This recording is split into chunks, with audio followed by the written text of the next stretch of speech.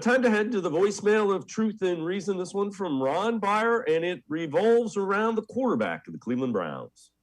Dave, I hope all Browns fans are in agreement. We cannot just snap our fingers and a superstar quarterback will appear. So with the Browns roster we have now and a few additional pickups at wide receiver and additional linemen, both on offensive and defensive sides, I believe a very good quarterback should be sufficient.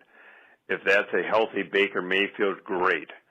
But also, most importantly, we need a backup quarterback who the Browns coaching staff has total confidence in starting day one. So in case Baker Mayfield re-injures himself or does not play up to expectation, a change at quarterback can be made at the appropriate time without hesitation and with total confidence. The drama of last year can never happen again. And again, Ron Byer, a frequent voicemail contributor. Ron, I appreciate it very much. Tim Bielek, when we talk about the Browns quarterback situation, I don't think there was any lack of faith in Case Keenum. I honestly don't. I just think the mindset is Baker Mayfield is our quarterback. Our quarterback is our quarterback. If he can go out there, he's going to play. Do you disagree?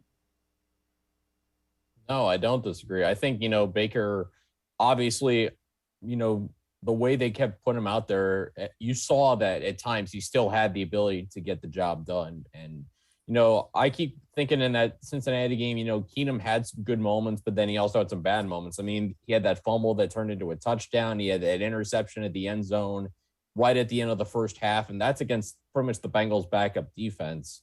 And, I mean, Keenum is a decent backup quarterback, but I don't think he's a guy who's going to threaten for his starting job.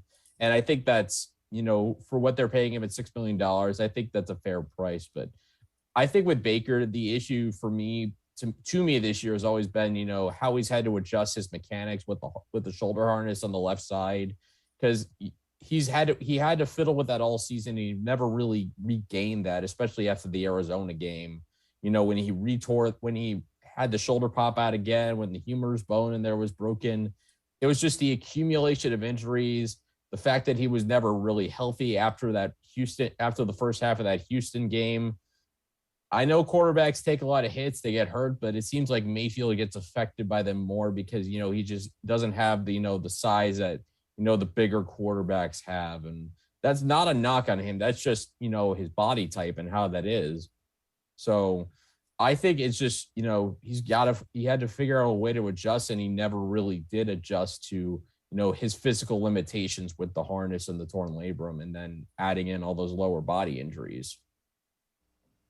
I am not of the mindset to bring in a quarterback to compete with Baker Mayfield. I think quarterback competitions, you just don't see them with teams that expect to go to the playoffs and go far in the playoffs. And I know you can tell me there's this team and that team, but by and large, if you have a quarterback issue that you're sorting through, trying to decide it doesn't bode well for your season, at least in my mind.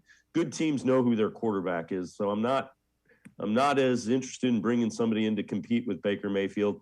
I don't think he's the type of guy that would respond really well to that either.